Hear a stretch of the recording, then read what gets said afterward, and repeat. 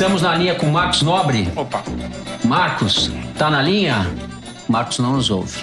Quanto o Marcos vai ser reconectado ali? Não sei se o Marcos me ouve, mas a gente não escuta ele, não. Eu vou dar uma informação aqui para vocês pensarem e talvez discutirem. Os dois opostos do Brasil nesse momento, ou que saem das urnas, são o Piauí, que dá nome a esta revista. O que aconteceu no Piauí? E Santa Catarina. Sim. Por quê? Porque Santa Catarina é o mais bolsonaristas dos estados. Nada menos do que 76% dos votos válidos catarinenses foram para Jair Bolsonaro. 76%. Eu chutei na margem de erro, 215%. Ninguém é mais petista ou haddadiano do que o Piauí. 77%. Até mais do que o grau de contraste. E o Haddad ganhou em todos os 9 estados do Nordeste, ganhou em Tocantins e ganhou no Pará. No mais, deu Bolsonaro. Então é uma mancha vermelha contínua no norte do país, no nordeste e norte do país, que até se estende por parte do Amazonas. No Amazonas, deu Bolsonaro por uma margem muito pequena, 52 a 48, mas o curioso é que ele só teve voto em Manaus.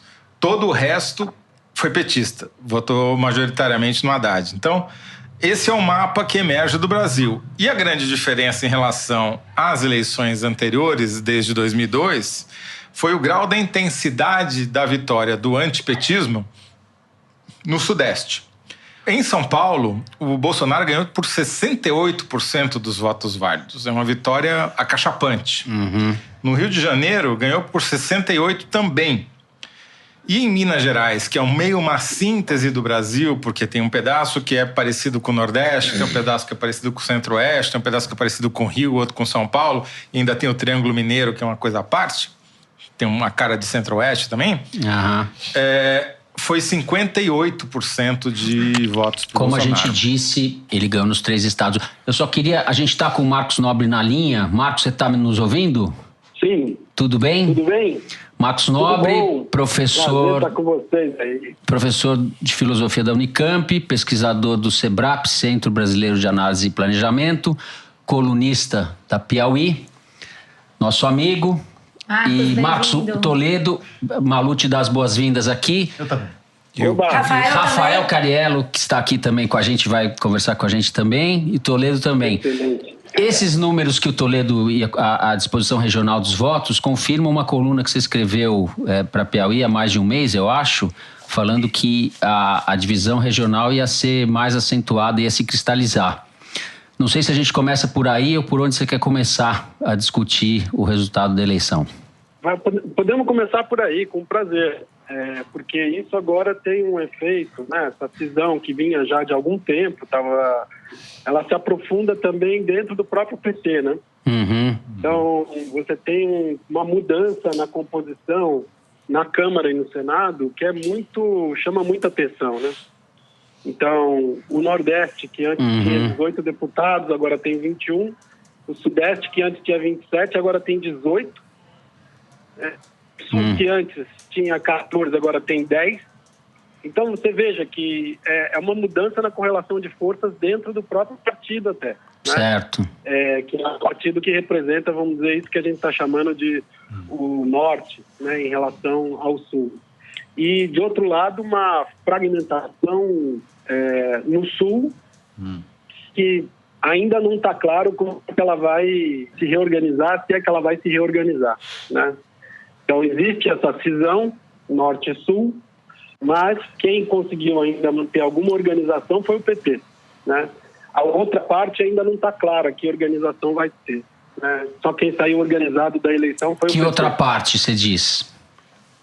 A parte do governo ou a outra parte da oposição? Não, eu estava querendo dizer o Sul, né? Ok. Nessa entendo. A parte regional, entendo. Quem vai... A parte norte, quer dizer, o PT saiu relativamente... Caiu Nós estamos com um problema, Marcos. Enquanto isso, eu queria aproveitar, gente, para comentar aqui que o Bolsonaro está agora fazendo uma live. Acho bem significativo que a primeira manifestação dele seja via internet. Esse é o tipo de governo que nós vamos ver daqui para frente. Assim como o Trump fala pelo Twitter, Bolsonaro vai fazer live, vai falar diretamente com os eleitores. E disse o seguinte: temos que nos acostumar a viver com a verdade. A verdade tem que começar a valer dentro dos lares até o ponto mais alto, que é a presidência da República. E continuando, graças a Deus, essa verdade o povo entendeu perfeitamente. Alguém sem um grande partido, sem fundo partidário, com a grande mídia o tempo todo criticando, nos colocando numa situação muitas vezes próxima a uma situação vexatória. Não poderíamos mais continuar flertando com o socialismo, com o comunismo e com o extremismo da esquerda. Que tal, hein? Que tal, Marcos? Você estava ouvindo, Marcos? É um live que o Bolsonaro Últimas declarações. soltou agora, declarações que ele fez agora há poucos minutos. Eu tô acompanhando vendo as imagens. Tô vendo as imagens. Festa na rua, né? Acompanhar aqui. Eu não tenho, evidentemente, essa capacidade de processamento do Toledo. Mas eu tô treinando para olhar 4 telas ao mesmo tempo e tirar alguma conclusão. Eu engano, viu, Marcos? Toledo aqui se vira nos 30, ele faz tudo ao mesmo tempo. Mas uma coisa que impressiona é que, assim, né? Que geralmente a fala do presidente eleito é uma fala de união e essa já não é uma fala. Já não é. Bom, não é. Agora o cara ganhou, que ele não fosse precisa fazer mais um discurso disfarçar, de pacificação. Marcos, né? se a gente puder fazer um resumão geral ou o cerne da coisa, como é que você avalia essa vitória? O que a gente pode esperar? Eu acho que a gente tem que olhar em termos de tendências, então a gente tem que olhar com os elementos que a gente tem, o que dá para pensar para frente, né? Então, você quer começar pelo lado Bolsonaro ou pelo lado... Pelo lado Bolsonaro, eu acho. Pelo lado de quem ganhou, né?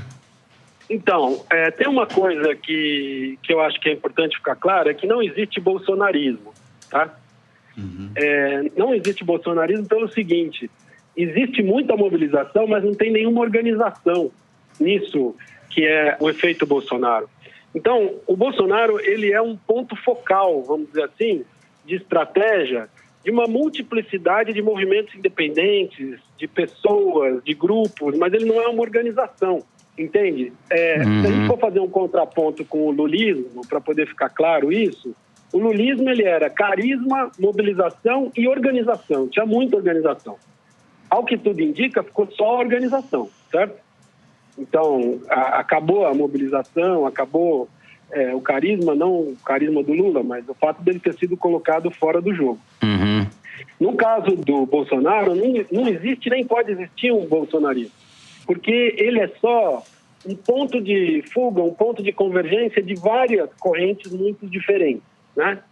Então, a grande questão, acho que se coloca é a seguinte: ele, com as pessoas que ele reuniu e o que ele representa, ele não é capaz de vertebrar o sistema político novamente, entendeu?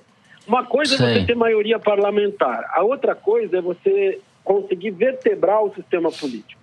Então vamos comparar com o que existia antes e que terminou nessa eleição. A partir do Plano Real, você tem PT num polo, PSDB no outro polo, e eles vertebram o sistema. Organizam o sistema, né? Exatamente. Entre os dois tem um mar de PMDB. Não importa qual é a sigla, todos os partidos funcionam como se fosse um PMDB, né? Foi isso, inclusive, que eu chamei de PMDBismo.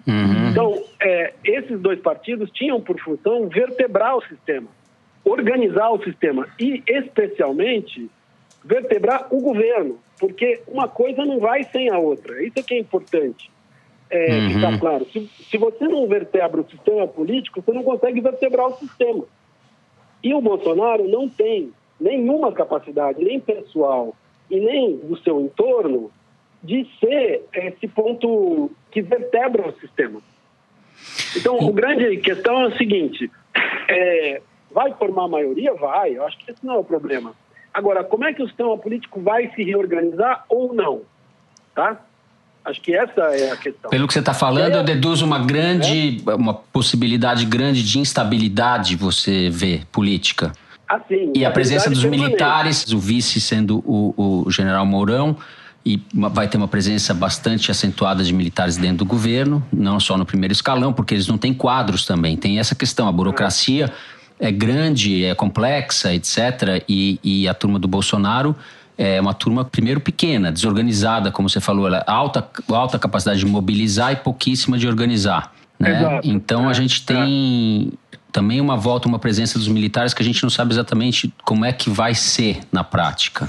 Bom, mas é mais um elemento de desestabilização, não? Sim, vamos examinar exatamente esse ponto. Ele não tendo capacidade nem equipe para vertebrar o sistema, ele vai ter que entregar o governo para alguém, certo? Ele tem que entregar o governo para alguém. Que pode ser o Paulo Guedes ou o Onyx Lorenzoni, né? Ou o General Heleno. Cada um é uma coisa, né, Marcos? Exatamente, Malu. Só que é o seguinte, a gente tem uma lei da política, que é uma lei informal. Mas é assim, depois de 3 meses, fecha o círculo do poder, certo? 100 dias, né? Quando dá 3 meses de governo, quem está dentro, quem está fora, está fora. Isso depois pode ser refeito caso tenha uma crise. Entendi. Mas você tem isso. Então, a gente vai conseguir saber só lá para abril como é que fechou esse círculo. Podemos tirar férias até lá, então, Marcos? Não, vai ser freio. É aí que a gente vai entender, né, como é que a coisa vai se dar, né? Exatamente, porque se você não acompanhar o dia a dia, como vocês acompanham profissionalmente, você não vai entender quem ficou dentro e quem ficou fora. E isso daí é muito importante. Agora, olhando inicialmente, você diz, olha, nós temos que entender que o Bolsonaro, ele não é apenas um conservador, né? Como disse o Celso, ele é um campeão do conservadorismo. Então, esse campeão do conservadorismo se considera como um revolucionário do conservadorismo.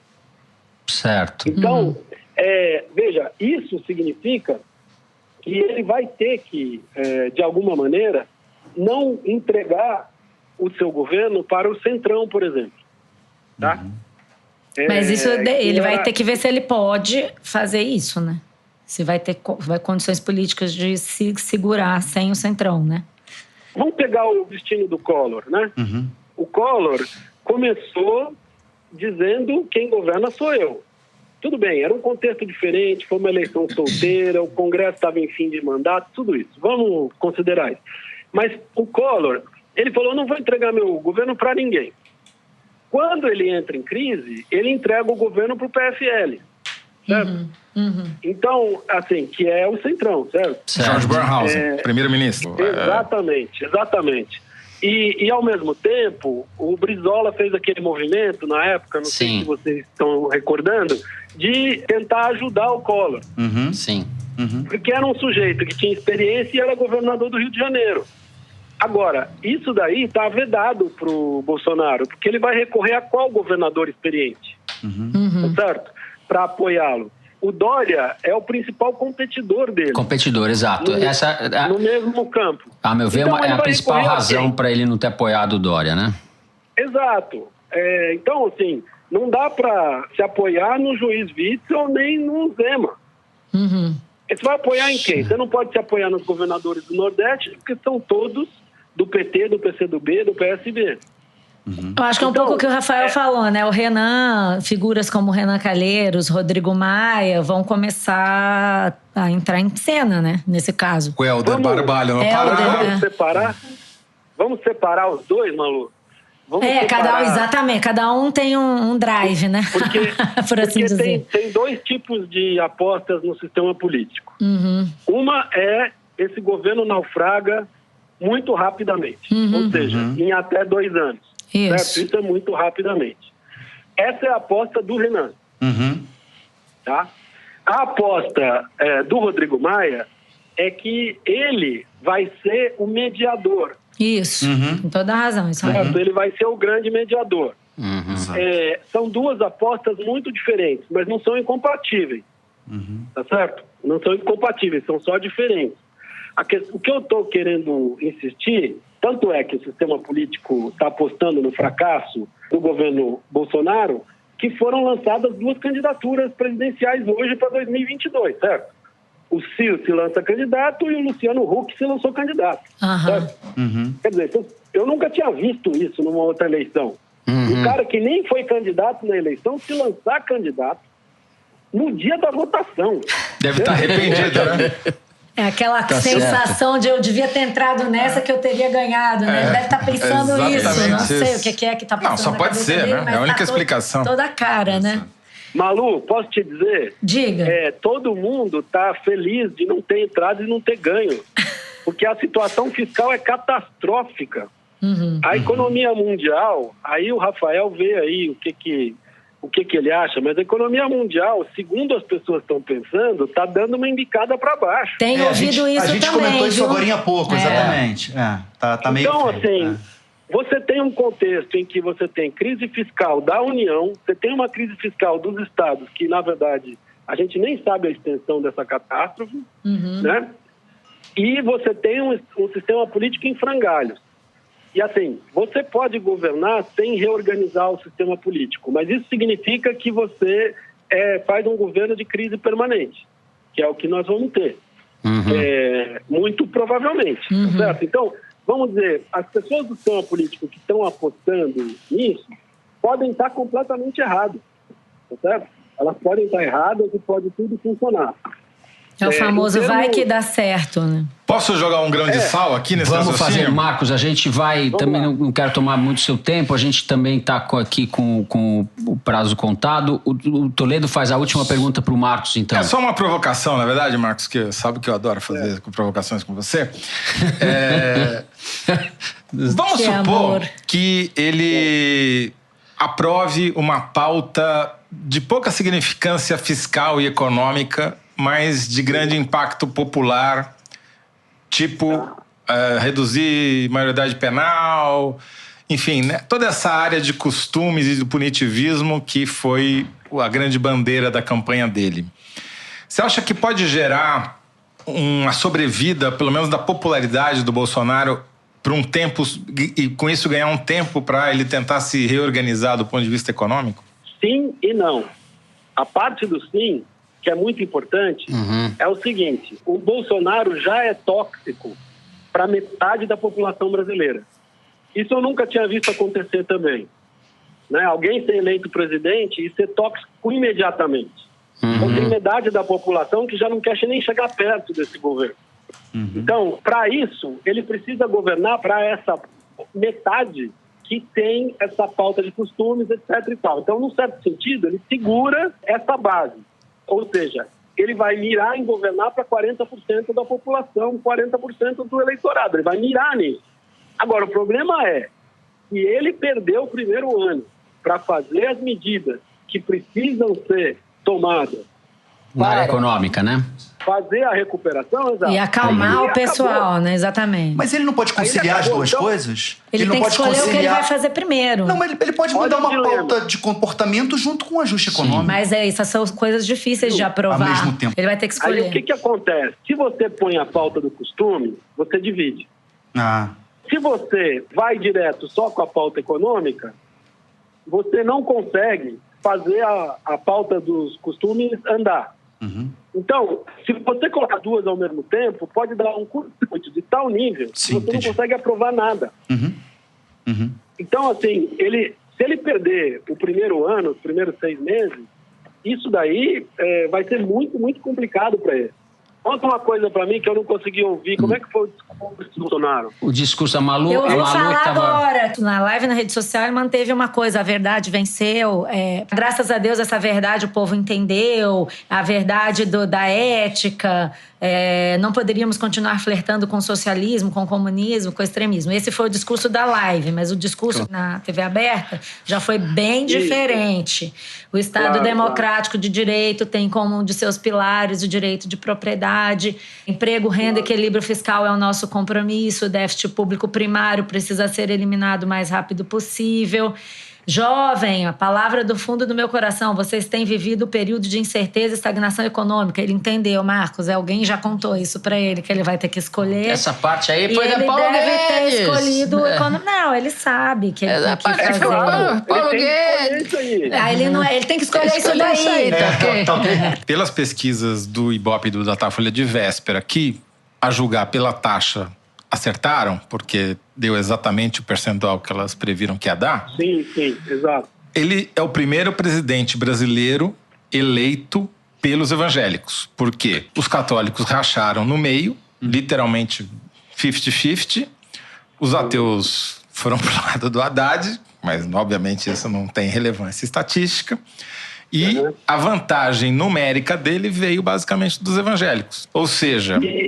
Toledo, a gente pode dizer evangélico homem, né? Sim, mas não só. Porque as mulheres que ele teve eram evangélicas.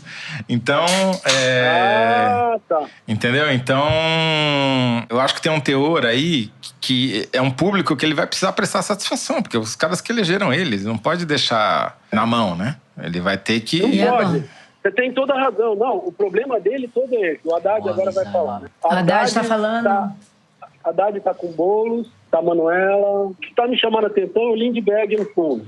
Porque a disputa está ali também. Sim. Veja, o fundamental da história do PT é se o Haddad vai ou não virar presidente ano que vem. Presidente do PT. Ano que vem, em junho. Em junho elege. Se reproduzir a Gleisi, ou se for o Jacques Wagner, ou se for o Lindbergh vai entrar nessa disputa. Entendeu?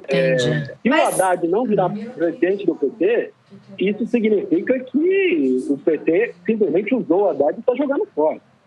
É bem capaz, né? Pode acontecer isso. Não sei se vai. E é muito significativo isso, porque a disputa pela presidência do PT vai definir o destino do PT, mas não só do PT, como da oposição. Sim, porque a informação que eu tive hoje sobre o Ciro Gomes é exatamente o que a Malu falou. Confirma tudo. Então, você tem uma desorganização do lado do Bolsonaro, uma desorganização na centro-direita, e você tem uma desorganização na centro-esquerda. Certo. Então você tem uma desorganização geral. Vai ter disputa nos dois campos. Do lado do governo Bolsonaro, nós vamos ter que ver quem é que vai liderar esse governo. Que força vai conseguir se impor. Ou quem que vai conseguir se impor, tá certo? Hoje, a coisa mais provável parece ser o dispositivo militar. Porque o dispositivo militar tem um projeto de país, tem diagnóstico das várias áreas, então ele é capaz de coordenar minimamente um governo. Certo? Então, seria o mais lógico. E você acha que ele se compatibiliza com a agenda do Paulo Guedes? Não, então, vão acontecer dois choques fundamentais. Primeiro, desse dispositivo militar com o Paulo Guedes, com a lógica econômica, e, em segundo lugar, com o Congresso. Eu posso fazer uma observação rápida? O general Mourão é tido por muitos economistas liberais como alguém que eles consideram razoável, e o general Mourão parece se aproximar. A coisa talvez seja um pouquinho mais complexa. O general Mourão, uma parte dos militares, são tão liberais quanto o Paulo Guedes. Sim, o general Mourão fala essas coisas. Que quer o general Mourão não é exatamente um sujeito razoável. A questão é se qual o poder do general Mourão. Mas ele não é um nacional desenvolvimentista à moda antiga, ele não é um Geisel, exatamente. Rafael, concordo contigo inteiramente. Não tem unidade nesse dispositivo militar. Sim. Mas o que existe é um centro de organização, que se chama General Augusto Heleno. Perfeito. Que de liberal não tem nada, né? Que de liberal não tem nada. Então, nós temos que olhar o general Heleno, se esse dispositivo militar conseguir realmente ser o ponto de organização desse futuro governo. Perfeito. Tá? General Heleno, Marcos, só para fazer um adendo, o general Heleno, que poucos dias antes da eleição, divulgou um vídeo no qual ele falava ali para o entorno do Bolsonaro, dizendo que, para alguns militares, alguns generais, que ele não ia participar do debate, não só por razões de saúde, mas porque tinha um atentado, tinha uma ameaça terrorista, ele chamou de terrorista, o Bolsonaro estava correndo risco de vida.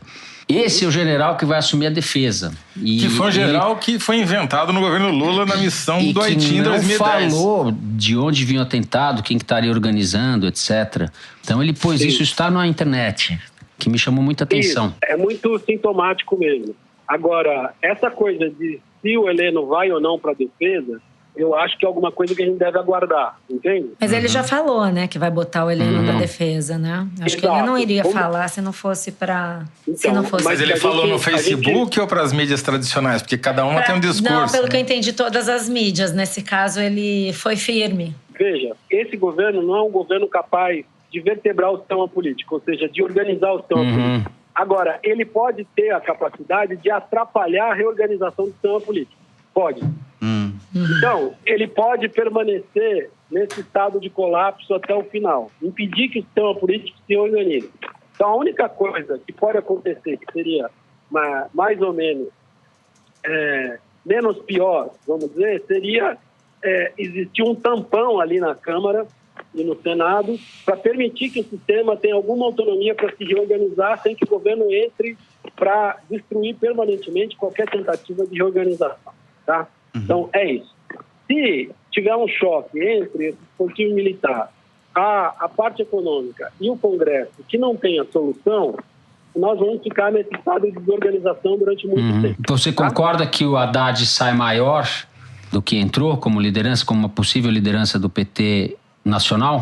Mas isso daí não tem dúvida. Qualquer pessoa que seja candidato a presidente, que vá para o segundo turno e que tenha conseguido, no final da campanha, a mobilização que ele conseguiu, é uma figura que pulou de tamanho enormemente. Agora, a questão é o que o PT vai fazer com o Haddad, certo? Certo. Então é o seguinte... a minha pergunta ia um pouco nessa... O Haddad é candidato, assim, se o PT quiser dizer o Haddad será o candidato do partido em 2022, ele tem que ser presidente do partido em junho do ano que vem, entende? Em junho do ano que vem, muito importante esse comentário. A presidência do partido.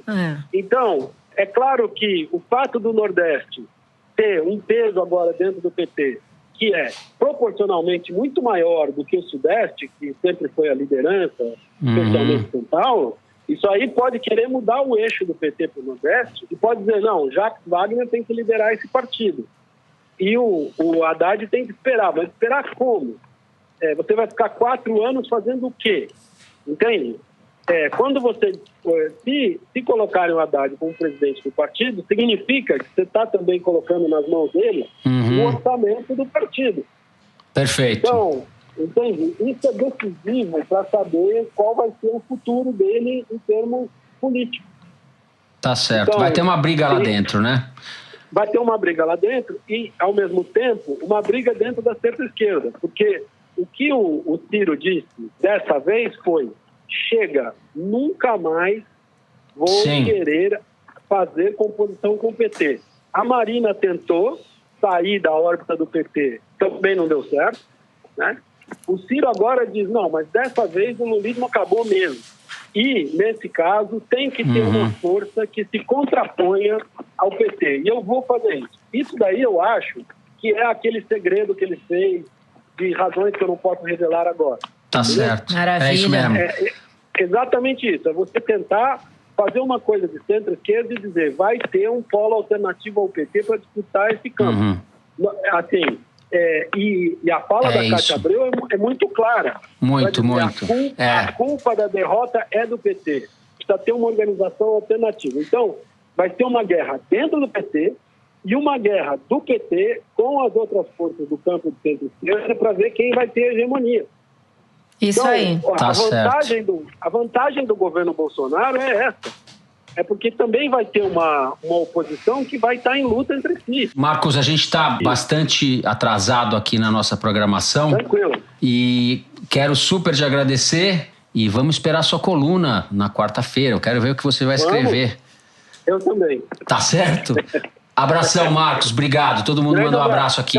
Tchau, Malu. Tchau, Marcos. Um abraço. Tchau. Valeu. Tchau. Até mais. Só para dar uma palhinha do que o Haddad falou agora, ele fez um pronunciamento, ele falou: vivemos um período já longo em que as instituições são colocadas à prova a todo instante, a começar por 2016, depois a prisão injusta do presidente Lula, a cassação de sua candidatura, mas seguimos com determinação, com coragem para levar nossa mensagem aos rincões do país. Ele disse: coloco a minha vida à disposição desse país, tenho certeza de que falo por milhões que põem o país acima da própria vida e do próprio bem-estar. Senti angústia e medo na expressão de algumas pessoas. Não tenham medo, nós estaremos aqui. é isso, fez um discurso na linha de que a luta continua. Perfeito. Né? Eu queria agradecer a presença do Rafa aqui com a gente no estúdio improvisado da redação da Piauí. Obrigado Rafa. Turma. Beijo pra vocês. Rafael Cariello. Rafael, até mais. E vou chamar já imediatamente o Miguel Lago, que também é colunista da Piauí, cientista político. O Miguel tem mestrado em administração pública, é diretor do Nossas. O Nossas é uma organização sem fins lucrativos que funciona como laboratório de tecnologias de engajamento cívico. E o Miguel, além disso tudo, apesar da pouca idade, é professor na Escola de Governo da Sciences Po, em Paris.